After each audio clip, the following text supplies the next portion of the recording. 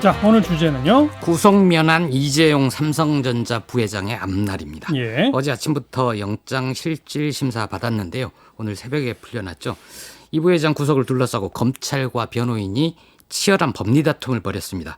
일단 심사한 판사는 변호인 손을 들어준 모양새입니다. 법원에서는 뭐라고 말했죠? 최대한 쉽게 요약을 하면 검찰이 수사한 사실관계는 소명됐지만 즉 어느 정도 입증됐지만 굳이 인신을 구속한 상태에서 수사를 진행할 필요까지 있겠느냐 이런 겁니다. 사실관계가 소명됐다. 이게 무슨 뜻이에요?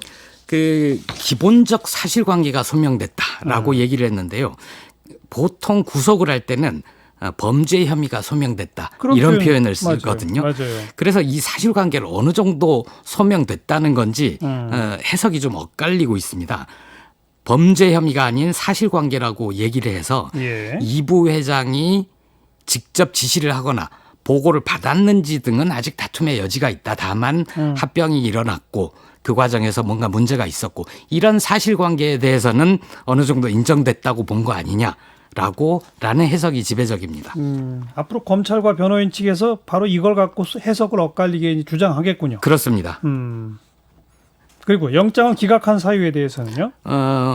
부장판사가 영장을 기각을 하면서 한 얘기는 피의자들을 구속할 필요성 및 상당성에 관하여는 소명이 부족하다. 구속 필요성을 인정하지 않은 거죠. 예. 그리고 혐의를 뒷받침할 증거가 다수 확보가 돼 있어서 증거를 인멸할 우려가 없고 도주 우려가 없다고도 했습니다. 네. 그런데 여기서 좀 문제가 되는 대목은 증거를 인멸할 우려가 없다 이건데요. 증거가 이미 확보가 돼 있다. 예, 그런 건 결과로서 판단을 한 것 같습니다. 예. 그동안 보면 삼성 쪽에서 증거를 인멸하기 위해서 부단히 노력한 것들이 있지 않았습니까? 바이오로직스 쪽에서 그 바닥 아랬다 메모를 한다든가 아니면 컴퓨터를 새로 복원을 해봤더니 그 안에서 이재용을 뜻하는 단어만 삭제를 했다든가 예. 이런 과정 자체에 대해서는 별로 주목하지 않은 것 같습니다. 어쨌든 영장 전담 판사는 이 부회장 혐의가 있느냐 없느냐 판단은 본안 소송으로 맡기고 예. 구속 필요성이 있는가에만 집중했다 이거네요. 예. 이런 표현이 있습니다. 이 사건의 중요성에 비추어 피의자들의 책임 유무 및 그 정도는 재판 과정에서 충분한 공방과 심리를 거쳐 결정하는 것이 타당하다고 판단된다는 겁니다. 예. 여기서는 이제 본안 심사에서 충분히 공방을 벌여보고 심리를 거쳐라. 나는 판단하지 않겠다. 그렇죠. 이런 예. 뜻인 것 같습니다. 이 사건의 중요성이라는 단어를 딱 썼어요. 예, 사실 영장실질심사 대상이 되는 사안 중에서 누구에게라도 중요하지 않은 사안이 있을까 싶기도 합니다. 그럼에도 이 표현을 굳이 쓴 걸 보면 삼성이 우리 경제에서 엄청난 비중을 차지하고 있다. 코로나19로 위기가 심각하다. 총수의 부재가 문제가 될 수 있다. 이런 그 삼성 쪽의 여론에 예. 좀 손들어준 거 아닌가 싶습니다. 예. 검찰 수사가 정점을 향하고 이 부회장 구속영장 청구가 임박해지자 삼성이 좀 바쁘게 움직이지 않았습니까? 그게 어느 정도 효력을 발휘한 걸로 보이고요. 최근에도 보면 삼성전자 커뮤니케이션 팀이나 이 부회장 변호인단은 영장실질심사를 앞두고 사흘 연속 자료를 냈고 또 호소문도 냈었죠. 예. 검찰 수사로 정상적인 경영이 위축돼 있다. 혹은 삼성 경영이 빨리 정상화돼서 한국 경제의 새로운 도약을 위해 매진할 수 있도록 그런 길을 열어달라. 이런 호소를 하기도 했습니다. 네. 원정숙 판사 오늘 예. 하루 종일 관심 키워드에 올랐더라고요. 예, 하루 종일 누구인가 어떤 판결을 그동안 해왔는가 이렇게 사람들의 관심이 많았던 것 같은데요. 법 쪽에 대해서는 평소 뚜렷한 자기의 정치적 색깔을 드러내지 않고 일을 굉장히 열심히 하는 그런 판사로 알려져 있습니다. 사실 영장 실질심사에 참여하는 판사들은 대부분 업무 능력을 인정받는 사람들이고요. 엘리트들이 영장 전담 판사잖아요. 일 잘하는 분들이죠. 조주빈 구속영장을 신속하게 심사 발부해서 언론의 주목을 받았었습니다. 원 부장판사는 서울중앙지법에서 역대 두 번째로 여성 전담 판사고요.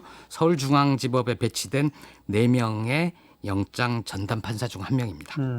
검찰은 구속영장 재청구할까요? 안 할까요? 다시 청구하거나 불구속 기소를 하는 두 가지 선택지밖에 없잖아요. 그러니까요. 그런데 박영수 특검은 재청구해서 결국 구속영장을 시켰죠. 받아냈죠. 예. 검찰은 아마 거기에 목매지는 않을 것 같습니다. 불구속 기소 쪽에 더 힘을 쏟지 않을까 싶습니다. 예. 삼성 쪽이 신청한 검찰 수사심의위 있잖아요. 네. 그거는 계속 그대로 굴러가고 있는데요. 수사심의위에 회부할지 말지를 결정할 부의심의위원회가 11일 열립니다. 네. 만약 회부를 하게 될 경우에 수사심의위는 공소를 제기할지 수사를 계속할지 이걸 심사해서 검찰에 권고하게 될 텐데요. 어쩌면 별 의미가 없을 수도 있습니다. 이미 영장실질심사에서 재판 과정에서 충분한 공방과 심리를 거쳐라 이렇게 얘기를 했기 그 때문에 말은 기소를 전제로 한 거잖아요. 그렇습니다. 예. 예. 삼성 쪽 분위기는 어때요? 원판사의 결정을 최대한 유리하게 해석을 하고 있습니다. 그러겠죠. 사실관계 소명 대목도 그 봐라 검찰이 뭔가 제대로 못한 거 아니냐 이런 쪽으로 얘기를 하고 있고요. 당분간은 수사심의위 절차에 전력을 쏟을 것 같습니다. 왜냐하면 검찰이 아니라 예. 시민들이어서 그쪽에 좀 더 구멍의 여지가 있을 걸로 판단을 한 거죠. 여론이 좀 유리하게 돌아오도록. 예. 예. 삼성 역할론 강조할 것 그렇겠죠. 같고요. 그리고 예. 아마 이 부회장도 언론의 노출 빈도가 많아질 것 같습니다. 증거인멸에 우려가 없고 도주에 우려가 없다. 예. 김보엽 기자는 어떻게 평가하세요? 저는 기각사유에 대해서는 개인적으로 동의하지는 않습니다. 하지만 피의자의 방어권, 인권을 존중한 결정으로 이해하고 싶고요. 이재용 부회장에게 적용됐던 원칙이 보통 시민들한테도 그대로 적용되길 바랍니다. 증거인멸 도주 우려 없으면 불구속. 예. 돈이 많아서 비싼 변호인의 조력을 받을 수 있는 피의자와 그렇지 않은 시민들 사이에 차이가 있으면 그 결정은 정의롭지 않다고 봅니다. 네. 뉴스 사이다였어요.